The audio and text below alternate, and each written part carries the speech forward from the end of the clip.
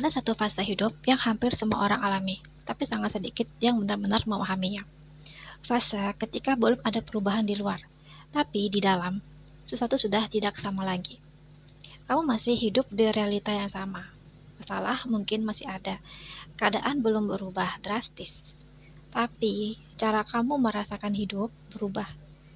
Banyak orang menyebut fase ini sebagai hampa, bingung, kosong, atau kehilangan arah.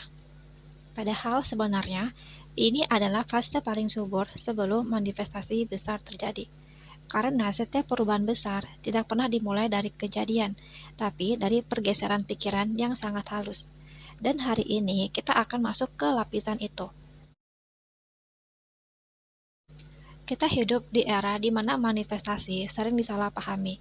Manifestasi direduksi menjadi afirmasi berulang, visualisasi instan, berharap tanpa mengubah kesadaran.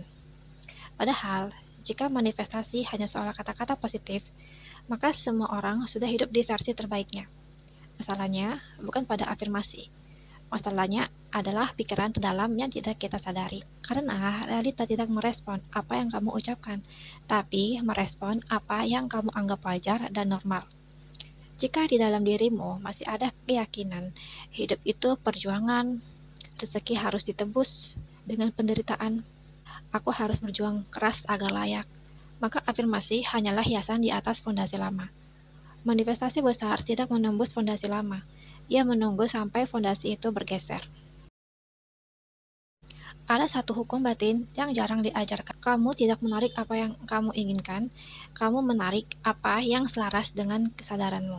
Kesadaran adalah cara kamu menilai dirimu, cara kamu memaknai hidup, cara kamu merespon masalah. Misalnya, saat dulu kamu melihat orang kaya, mungkin ada rasa kecil, minder, atau iri. Lalu satu hari, kamu melihat orang kaya dan rasanya netral. Tidak kagum berlebihan, tidak iri, tidak merasa terancam. Disitulah perubahan terjadi. Bukan karena uang datang, tapi karena pikiranmu sudah tidak menolak kemungkinan itu.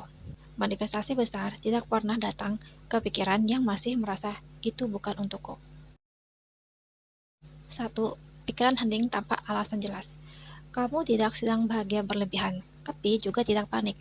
Ada ketenangan yang aneh, seperti hidup tidak lagi terasa mengancam. Ini tanda sistem saraf mulai keluar dari mode bertahan hidup. Dan ingat ini, selama kamu masih bertahan hidup, kamu belum bisa mencipta. Penciptaan hanya terjadi saat batin merasa aman. 2. Pikiran aku tidak harus mengejar. Bukan menyerah, bukan pasrah. Tapi ada rasa, aku tidak perlu memaksa hidup untuk membuktikan apapun. Kamu mulai berkata tidak tanpa rasa bersalah. Berhenti menjelaskan diri ke semua orang. Memilih dengan lebih tenang. Ini adalah transisi dari energi lack ke energi trust. Dan di fase ini, banyak orang justru takut karena ego kehilangan kendali. Ketiga, pikiran kepantasan yang sunyi. Bukan afirmasi aku pantas di depan cermin, tapi keyakinan diam. Aku tidak harus menderita untuk menerima hal baik. Ini sangat penting. Karena selama di dalam masih ada rasa bersalah saat menerima, rasa tidak enak saat hidup lebih baik, rasa harus berkorban agar layak, maka manifestasi besar akan tertahan. Semesta tidak menghukummu, kamulah yang belum mengizinkan. Yang keempat, pikiran aku tidak perlu diketahui semua orang. Sebelum manifestasi besar terjadi, biasanya ada fase menarik diri. Bukan antisosial, tapi lebih selektif. Kamu tidak lagi ingin didengar semua orang, pahami semua orang, validasi semua orang. Karena kamu mulai berakar ke dalam, bukan keluar. Dan akar inilah yang menopang lonjakan besar.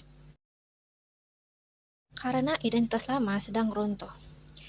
Kamu tidak lagi sepenuhnya menjadi dirimu yang lama, tapi juga belum memasuki versi baru. Ini fase liminal, fase jeda, fase sakral. Banyak orang menghancurkan fase ini dengan terburu-buru, membandingkan panik, kok hidupku gini-gini aja. Padahal, keheningan adalah rahim manifestasi. Bukan mempercepat, bukan memaksa, tapi jujur pada pikiran terdalam. Menjaga asupan mental, menghormati ritme batin, menulis bukan melawan. Manifestasi besar tidak suka dikejar, ia datang saat kamu tidak lagi mengintervensi dengan ketakutan. Jika kamu menonton video ini dan merasa seperti sedang bercermin, mungkin bukan kebetulan.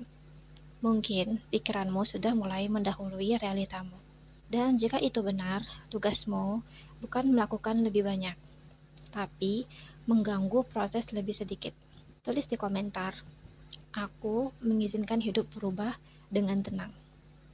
Dan jika kamu ingin berjalan lebih dalam, aku sudah siapkan ruangnya tanpa paksaan, tanpa janji instan. Karena perubahan besar selalu dimulai dari pikiran yang diam-diam berubah.